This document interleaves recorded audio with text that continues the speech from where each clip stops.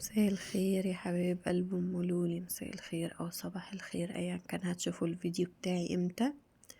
النهارده جايه لكم بروتين جديد وروتين عميق جدا. تنظيف بقى وتغيير ملايات وشيل سجاد ومسيح. بصوا الاوضه هنا كانت مكركبه جدا وهتشوفوها في الاخر هتبقى عامله ازاي. وطبعا بقى مش عايزين ننسى اللايك الجميل والتعليق بتاعنا الحلو، ونصلي على النبي عليه أفضل الصلاة والسلام في الكومنتات، دي أهم حاجة. وطبعا ما ننساش الشير ونشير الصفحة كتير كتير لأصحابنا وأخواتنا عشان الصفحة تكبر بيكو وبأهلكو وبحبايبكو. وحابة أشكركم على كل كلمة حلوة بتقولوها لي، وحابة أشكر كل الناس اللي بتتابعني من كل مكان. وعايزة بقى كمان وكمان كده كل ما بتعلقولي تقولولي بتشوفوني منين وبتشوفوا الفيديو بتاعي منين وبتشرفوني من انهي بلد، عشان انا ببسط جدا لما بحس ان عيلتي ابتدت تكبر على اليوتيوب. طبعا هننزل جزء على التيك توك، وزي ما عودتكم الباقي على القناة بتاعتي واللينك بتاعها على التيك توك في البايو. طبعا زي ما انتوا شايفين الأوضة كانت بصوا مكركبة في الأول. طبعا بقى قلنا النهاردة نعمل روتين عميق جدا. هنا المخدة كانت مغلباني شوية ففصلت الكاميرا ورجعت بقى ايه، شلت كيس المخدة وهنشيل بقى كل الكلام ده، هنشيل الملاية وهنفض السرير تنفيضة كويسة. صدقوني روتين النهاردة جميل جدا جدا ومشجع جدا لأي حد كسلان ومش قادر يقوم يعمل أي حاجة. صدقيني أول ما تشوفي الروتين بتاعي هتتشجعي قوي قوي، لان روتين النهارده عميق ومشجع جدا. طبعا حابه احكي لكم بقى يومي ايه اللي حصل فيه. انا طبعا صحيت من النوم، جهزت فطار، فطرت عشان كانوا لسه اللي في البيت لسه ما صحيوش، فانا جهزت لنفسي فطار وفطرت. وبعديها كان عندي شويه مشاوير خلصتها. وبعد ما خلصت المشاوير بتاعتي عندي لولي خدت مني طبعا البرد وكانت تعبانة، فكان عندها ميعاد عند الدكتور. رحت وديتها للدكتور وطمنت عليها وكتب لها العلاج وكل حاجة. وطبعا بقى ما تنسوش تقولوا ألف سلامة عليك يا لولي، لأن طبعا احنا عارفين البيت لما بيكون في حد عنده برد لازم البيت كله ياخد نفس الدور. والدور طبعا اليومين دول صعب جدا والله يا جماعة، الجو متعب جدا. ويعني بصوا بيعمل برد على طول. يعني حتى الدور مثلا كان معروف عن دور البرد ده ان هو كبيره يوم يومين تلاتة بالكتير قوي. صدقوني بقى دلوقتي بيقعد اكتر من اسبوع ويمكن اكتر، مهما ناخد في ادوية مهما ناخد في اي حاجة مفيش حاجة بتجيب معاه نتيجة خالص. فهي طبعا عشان طفلة والمناعة بتاعتها قليلة، فطبعا خدت دور البرد. هنا بقى زي ما انتوا شايفين طبعا غيرنا ملاية السرير وفرشنا واحدة نظيفة وحطينا الدفاية عشان الجو ساقعة. وهنا طبعا بفرش اللحاف. انا طبعا كنت قبل ما انزل حطيت اللحاف ده في الشمس عشان ياخد الشمس كده ويبقى جميل، ولو في اي ميكروب تطلع. الشمس بتاعت الشتاء بتبقى حلوة جدا الصراحة. بحب ان انا البطاطين اللي الحفة في اي حتة، سواء بقى عند اختي او لو رحت عند مامتي او في البيت عندي او عند حماتي لما بكون موجودة، لازم بالذات الشمس بتاعت الشتاء دي بحب ان انا اهوي البطاطين اللي الحفة، الفرش. لان طبعا انتوا عارفين احنا في الشتاء اكيد مش كل يوم بنغسل الفرش، بالذات الحاجات التقيلة يعني. ممكن نغسل الملايات، ممكن ان احنا يعني نغسل اي حاجة خفيفة، بس طبعا البطاطين اللي الحفة ما بيبقاش عندنا وقت، وفي نفس الوقت الجو بيبقى ساقع ان احنا نغسل الحاجات دي، وطبعا احنا بنبقى محتاجينها في البيت يعني لاستخدامنا الشخصي. فشمس الشتاء بتبقى حلوة قوي وطبعا بتطلع اي ميكروب في الفرش. فانا طبعا اول ما صحيت قبل الفطار قمت مطلعه الحفا والبطاطين، هويتهم كلهم في البلكونه في الشمس. وبعديها بقى هنا فرشت. وطبعا بكنس السجاده الاول. انا طبعا كده كده هشيلها زي ما انتوا شايفين، بس ايه قلت اكنسها الاول بتبقى احسن يعني، عشان لو في اي حاجه المقشه بتطلعها بدل ما انفضها وتفضل حاجات في السجاده يعني. طبعا شلتها ونفضتها تنفيضة كويسة. وهنا هشيل المشاية دي بس طبعا معرفتش بقى اشيل المشاية اللي جوه عشان يعني الكرسي اللي محطوط عليه اللي هو الكرسي اللي تبع السرير، فمعرفتش اشيل المشاية بسببه يعني. هو كده كده عادي يعني، ممكن نشيله كل حاجة ومش تقيل قوي، بس يعني انا حسيت ان الجنب ده يعني نضيف، مش محتاج ان هو يعني ان يتشال وكده، كده كده هكنس يعني، كنسة نضيفة فمش محتاج يعني. هنا طبعا زي ما انتوا شايفين، بصوا الأدوية قد ايه والله العظيم، بصوا دور البرد ده صعب جدا والله. فطبعا الأدوية جنبنا على الكومودينات على طول، عشان ايه يعني لو في حد تعب او حاجة يبقى الأدوية موجودة يعني. طبعا انا يعني لسه عند اختي، زي ما انتوا شايفين ان انا لسه في الشقة عند اختي، عشان مشكلة المية لسه ما اتحلتش عندي في العمارة، وطبعا عشان البنت تعبانة ومش هينفع ان انا اخدها واروح اقعد بيها هناك عشان المية وكده وبس. فعشان كده انا لسه قاعدة عندها يعني، بس ان شاء الله قريب هروح البيت وهنعمل روتين مع بعض هناك، عشان والله وحشني الروتينات في بيتي جدا. وهنا طبعا لولي كالعادة، بصوا عمالة تعمل لكم باي باي يعني، هي تعبانة بس برضو ما فيش فايدة، قلت لي لازم اقول للمتابعين بتوعنا باي باي. فطبعا هنا بقى بروق الكومودينو التاني بس. وطبعا بقى نزلنا جبنا شوية طلبات للبيت، وكان في شوية احتياجات محتاجينها جبناها، وكان يوم والله حلو جدا، واليوم بيخلص فاهمين يعني. الواحد بيحس ان ممكن اليوم تقيل، بس والله لما بنقوم نتشجع وكده اليوم بيخلص. ايه بقى شايفاكم بتتفرجوا على الفيديو لغاية دلوقتي، لا حطيتوا لايك ولا حطيتوا التعليق بتاعكم الجميل؟ ايه بقى مش ناويين نحط اللايك حلو بقى ولا ايه؟ وتعليق جميل كده مننا. وطبعا ما ننساش ندعي لاخواتنا في فلسطين وفي سوريا، ربنا يسترها عليهم يا رب. ده اجمل تعليق والله، ان احنا لما ندعي لاخواتنا بيبقى تعليق بالنسبة لي حلو جدا. هنا بقى زي ما انتوا شايفين كنت بكنس الارض. وطبعا بقى لو الفيديو عجبكم ما تنسوش ان انتوا تقولولي ان الروتين بتاع النهاردة عجبكم. هنا بقى زي ما انتوا شايفين كنت بأكنس.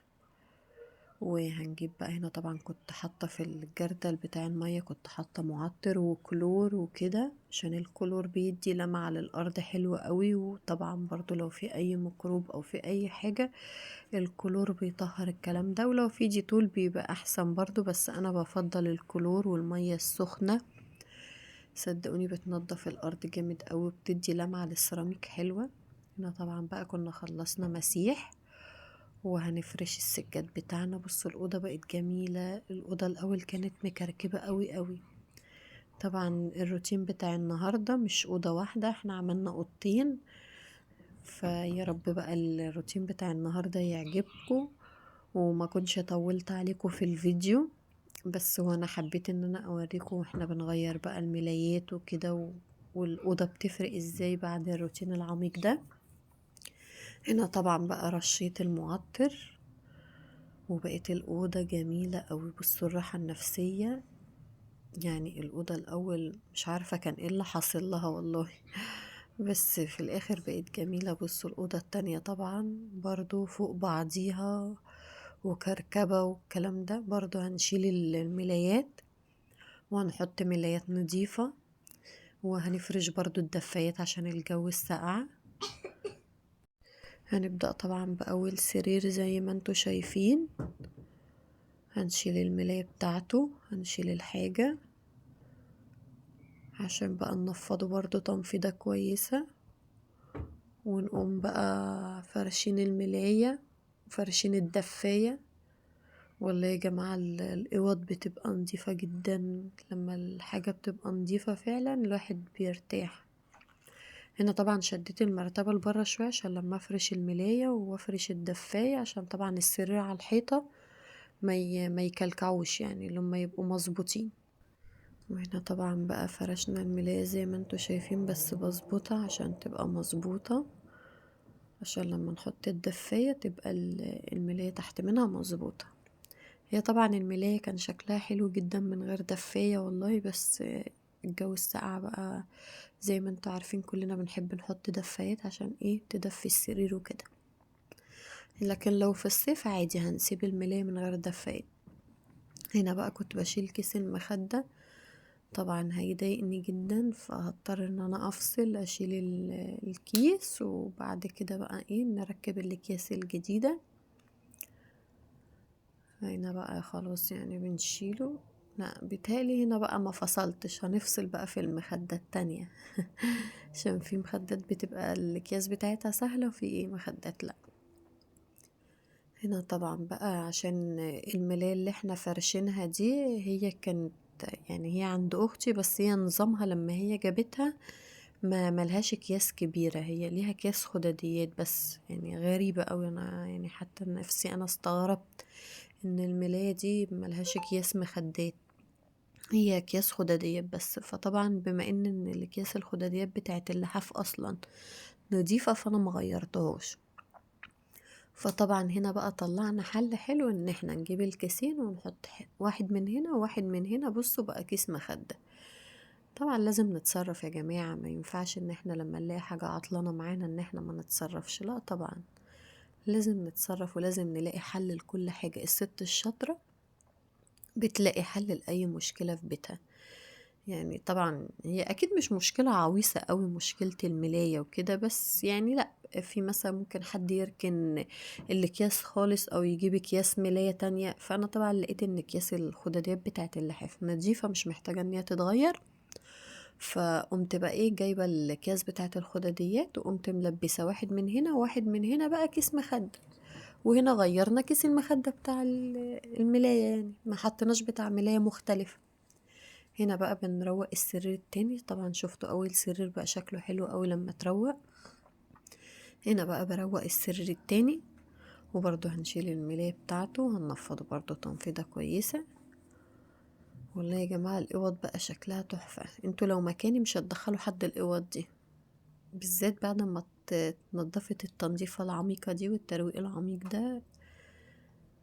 بجد بعد ما اتروقت بقت جميلة جدا، فرق شاسع ما بين الكركبة وما بين الحاجات المنظمة والحاجات المتوضبة، تبقى حاجة كويسة يعني. وهنا طبعا بنفرش بقى الملاية، هنظبطها، وهنقوم بقى جايبين الدفاية بتاعتنا وفرشينها.